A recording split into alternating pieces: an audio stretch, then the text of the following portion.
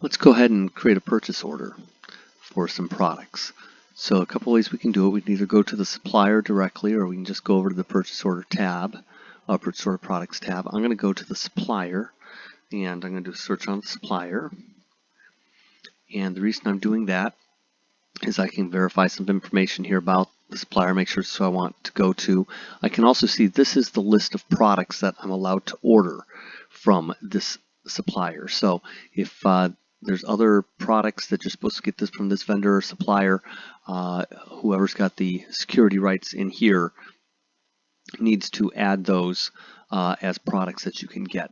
If there is a reference code, this field here, that will be the field that'll fill out on your PO to the vendor, so that this code here is my product code. That's our product code.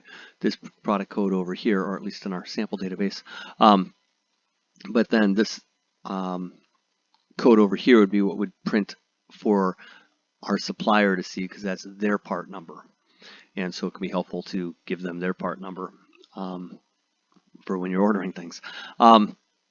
Now you can only order things that you're allowed to order from this vendor. So I come here, I can check my list to make sure this is where I'm going to be ordering my parts from. I'm going to order one of these KVM switches, and I'm going to order a generic router. So I can go over to PO products, and I can add a new purchase order. Now I can fill in a ordered by. I don't need to, because it will, if the person who's ordering is the one who does it, it will go under record history as things go in Trakker to say who created it.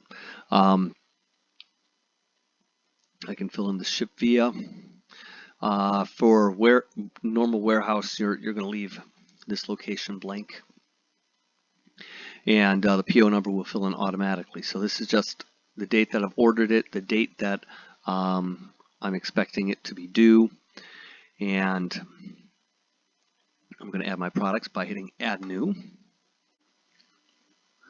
So now I can either start typing in, or I can use the drop down, and it will pull from the limited list that I'm loaded with.